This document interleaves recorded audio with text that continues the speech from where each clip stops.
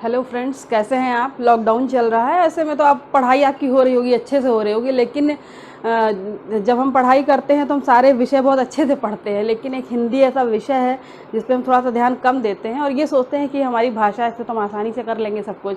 और एक ये ऐसा विषय है कि हर एग्ज़ाम में, हर परीक्षा में बड़े अच्छे से पूछा जाता है और छोटी छोटी बातों को ज़्यादा हिंदी में तवज्जो दी जा रही, पूछा जा रहा है और उन्हीं छोटी बातों को हम इग्नोर कर देते हैं, कभी कभी भूल जाते हैं या ध्यान नहीं देते हैं। ज़रूरी है कि आप हिंदी को शुरू से पढ़ें, अच्छे से पढ़ें और हर छोटी छोटी बात का ध्यान रखें।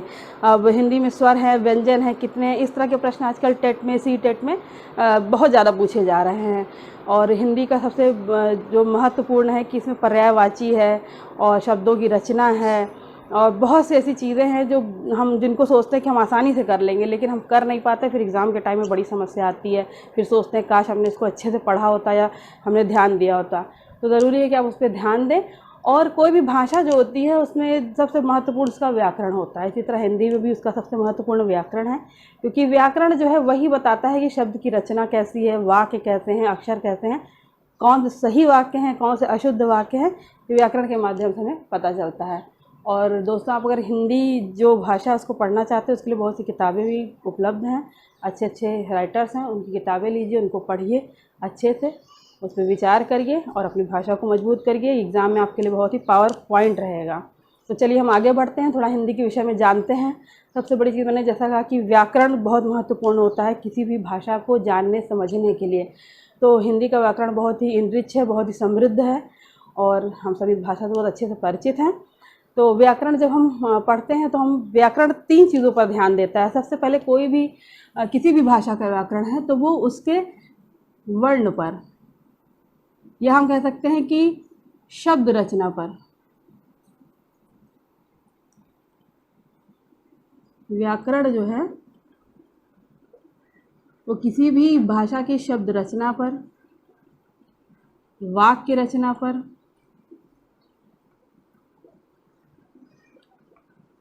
और उसके वर्णों पर, इन्हीं सब पर उसका ध्यान होता है और वो कैसे सही क्या गलत है व्याकरण के माध्यम से हमें पता चलता है।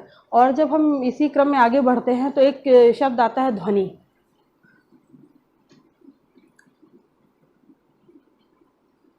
ध्वनि ध्वनि हम सोच सकते हैं कि ध्वनि क्या है, लेकिन हम प्रतिदिन जो शब्द बोल रहे हैं, जो कुछ भी हम कह रहे हैं, उसमें एक ध्वनि उत्पन्न हो रही है। और ध्वनि को हम ये कह सकते हैं कि ये जो है किसी भी शब्द का प्राण होता है। शब्द का ये प्राण है।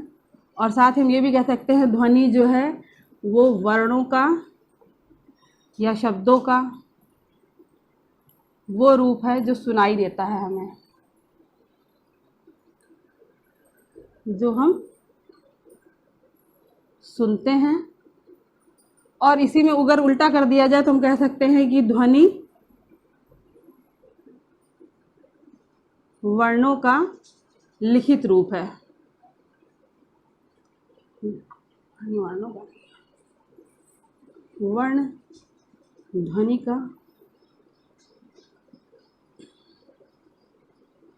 लिखित रूप है। तो इस तरह हम देखते हैं कि ध्वनि का बहुत ही महत्व है कि ध्वनि के बिना हम कोई भी शब्द बोल नहीं सकते, आगे नहीं बढ़ सकते हैं। चलिए अब आगे बढ़ते हैं। और हम आगे बढ़ते हैं तो देखते हैं कि कोई भी जो भाषा होती है, जो भी व्याकरण हमने कहा जैसा कि, उसमें सबसे महत्वपूर्ण होता है हमारी हिंदी भाषा में भी वर्णों का या अक्षरों का बहुत महत्व है। अक्षर, और अक्षर का अर्थ होता है जिनका कभी शर ना हो या जिनको आगे तोड़ा ना जा सकते हैं, जैसा कि हम ये भी कह सकते हैं जिन अक्षर और जिन वर्णों को या अक्षरों को हम आगे तोड़ नहीं सकते उनको हम कहते हैं अक्षर। मान लीजिए कोई शब्द हमारे पास है पानी, तो हम इसको तोड़ सकते हैं आसानी से। प धन आ धन न धन ई, यहाँ पे हमने इसको तोड़ा, लेकिन अब इनको हम नहीं तोड़ सकते, तो ये हमारे अक्षर हो जाते हैं। ये हमारे अक्षर हैं। और इसके साथ हम जब आगे बढ़ते हैं तो हम देखते हैं हमारी हिंदी भाषा में पूरे जो है 52 शब्द हैं और ये 2 भागों में विभक्त है। हमारे वर्ण जो है, वर्णमाला हमारी पूरी 2 भागों में विभक्त है। एक तो हमारे पास आ जाते हैं स्वर।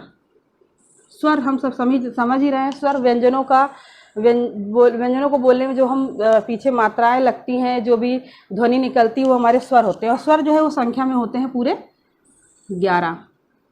और उसके बाद आते हैं हमारे व्यंजन।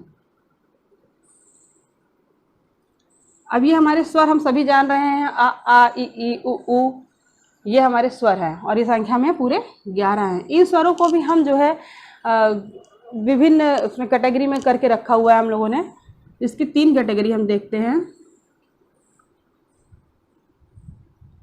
पहले हमारे पास आता है ह्रस्व स्वर या छोटा। ह्रस्व मतलब छोटा ही होता है, और जब हम किसी चीज़ में बहुत मात्रा नहीं लग रही, समय नहीं लग रहा, उसको हम ह्रस्व की कैटेगरी में डालते हैं। ह्रस्व स्वर हमारे पास हैं आ, ई, उ और री। इसके बाद आता है हमारे पास दीर्घ स्वर। दीर्घ मतलब समझ ही रहे हैं, बड़ा, यानी जिसमें थोड़ा सा टाइम लगे, मात्रा लंबी हो रही है, तो वहाँ पे दीर्घ समझ जाइए। ये भी हम जान रहे हैं, आ, ई, उ, बड़ा उ। ठीक है। उसके बाद हमारे पास आते हैं संयुक्त स्वर।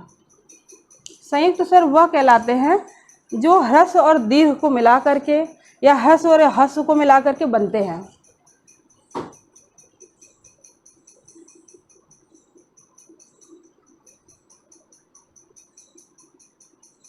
ए, ऐ,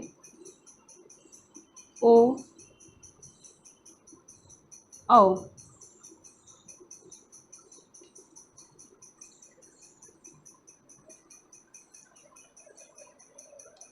इस तरह हम देख सकते हैं कि हमारे पास ह्रस्व, दीर्घ और संयुक्त स्वर है।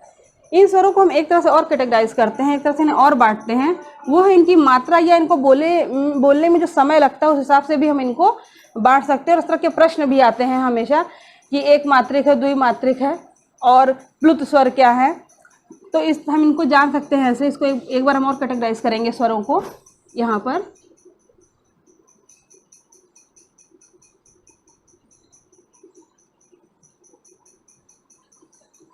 पर वही है, ह्रस्व है, ह्रस्व स्वर जिनको बोलने में कम समय लगे, ये ह्रस्व स्वर है। इनकी मात्राएं ये आप देख रहे हैं, छोटा आ, छोटी ई, छोटा उ, ये ह्रस्व स्वर हो गए। इसके बाद वही हमारे पास दीर्घ स्वर आते हैं,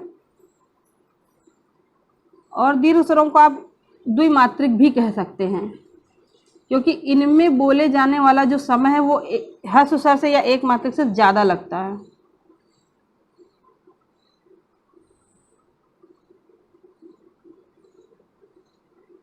और इसके बाद आता है प्लुत स्वर।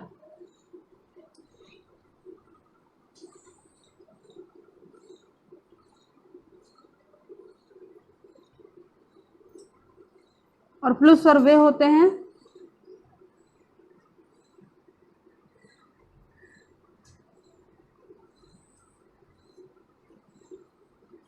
जिनको ह्रस्व स्वर, दीर्घ स्वर, इन दोनों से ज़्यादा बोलने में समय लगता है। इन्हें हम त्रिमात्रिक भी कह सकते हैं, त्रिमात्रिक स्वर। और चूंकि इनके पास अपनी कोई मात्रा नहीं है, तो हम इसके लिए अक्षर 3, हिंदी के अक्षर 3 का भी प्रयोग कर सकते हैं। जैसे एक शब्द होता है